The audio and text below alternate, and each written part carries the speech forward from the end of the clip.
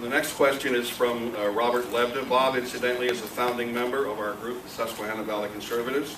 Bob, you'll begin with Mark Scaringi and come forward from there. Thank you. I too would like to echo Mark in inviting you here, and your presence here is very much appreciated. Second question. Would you favor a first strike against Iran if the present regime were found to have nuclear weapons? Explain your answer, beginning with Mark. Yes, well, I wouldn't take any option off the table. I would hold Iran to its agreement under the Nuclear Non-Proliferation Treaty that it will not have nuclear weapons.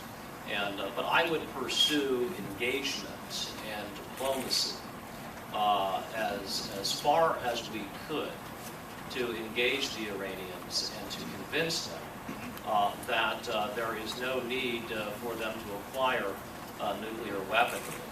We have to be very cautious about what Iran has in fact accomplished. The International Atomic Energy Agency published a report that has been exaggerated in the media and in the presidential campaign.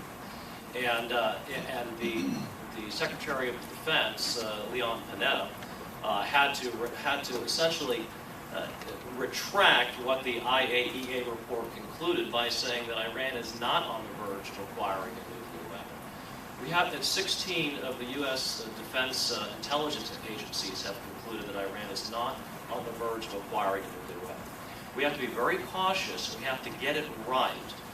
President George W. Bush, in the build-up to the war in Iraq, told us that Saddam Hussein was on the verge of acquiring a nuclear weapon, and that he was connected to Al-Qaeda, which attacked us on 9/11, and that he was acquiring weapons of mass destruction. All of that turned out not to be true. In the meantime, we went to war and borrowed nearly $1 trillion, and over 4,400 Americans lost their lives. So the point is to be very cautious and very circumspect about the application of U.S. military power on a foreign government. And we would only go to war if the Congress of the United States declares war. Thank you. Yes, Paul. Iran is a very, very scary situation. And isn't that part of our problem? I assume most people in this room is the same as I. You no longer know exactly what to believe with what the government's telling you. As Mark has stated, you hear this, you hear that. But let's get to the bottom line here. I think it would be very, very dangerous for Iran to have a nuclear capability. My big concern is I would love to see the blockades work. Let's try them. They have them in there. They've been tightening it down even more. And hopefully, let's pray that that does do the trick. But in the event that that does not do it and they obtain them, I am worried about our ally Israel. I hope that the American government and the American people will stand with that ally of ours. It scares me. I've seen history in the past where democracies are sometimes slow to react. I hope that we have the backbone and the wherewithal to defend our ally. Again, we need to do everything we can to keep nuclear weapons out of Iranian hands. But in the inevitability, if that does happen, we must stand with Israel. Thank you. Bob, I think we start out with two very important premises. Number one, the number one top priority responsibility of our government is to keep us safe and secure. I mean, that has to come over everything else. Two, Iran, to put this in perspective, Iran is a country that has said openly that they would wipe Israel off the face of the earth. And trust me, if they had the delivery capability, they would also place a nuclear bomb here. And therefore, we cannot allow this country to have nuclear arms. It is a destabilizing event to the global community, and it cannot happen. I don't think you can take anything off the table. I also don't think we need to negotiate on CNN. And I think that's one of the problems when you look at this administration is they are telegraphing everything they're going to do. I mean, this is an administration that is engaging with our enemies and kind of shunning our allies. This is an administration that is telegraphing absolutely everything they're going to do in Iraq and Iran, or Afghanistan as well. I mean, think about the fact that the president is now telling Afghanistani leaders when we're going to pull out. That would be like you and I going to buy a car and me saying, the most I'm going to pay for this car is $15,000. Now let's negotiate on the car. I mean, that's what our president has gotten ourselves into. So I think he needs to make sure, and I think our Senate needs to make sure that everybody understands that we are going to stand behind our allies no matter what happens. And number two, a nuclear-armed Iran is not a possibility, is not an acceptable outcome for the United States. And we'll leave it at that. I will also say that the failure of this administration for the last couple of years is not that they have not put tough enough sanctions on Iran. If you really look, England sanctioned the Bank of Iran several years ago. That is starting to have an impact.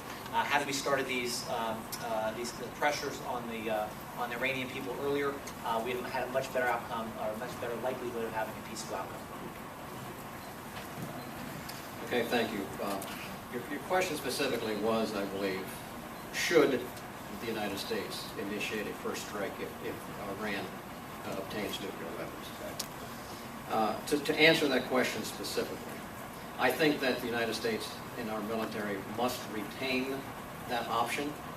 I don't know that we telegraph it, has been mentioned. I do think we worked with our very best friend in the Middle East, Israel. They are closest on the ground. They know what's happening. And I believe that if there is to be a strike against Iran because of what they are doing and the threat that they hold, I would like to see Israel take that lead and we move in a supportive position to them. I think that there's been a lot of discussion relative to should we, in fact, consider the Iranian threats to be real. Some have said that they're not real.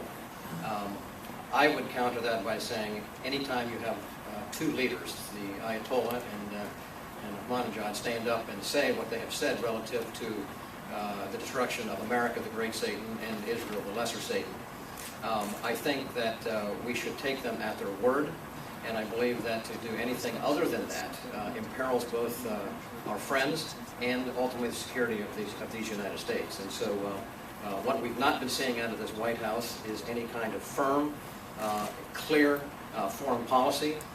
They have tended to make our friends question our alliance to them, and they have tended to make our enemies wonder if maybe we're not working with them. And so we have bad policy. We need to be clear. We need to be firm, and we go the direction, I think, what I just said. The next question is from Rick Schock, who is Northumberland County Commissioner, and we like Rick on our panel tonight because he gives us the perspective of a county commissioner with concerns on the local level that United States senators should know about. Rick? Again, I want to thank all of you gentlemen for coming out here tonight to address us here in the Susquehanna Valley. Our country is broke, but President Obama continues to spend and increase the federal debt. We need to cut spending and increase revenues. How do you believe this should be accomplished? And I'll start with you first, Tom.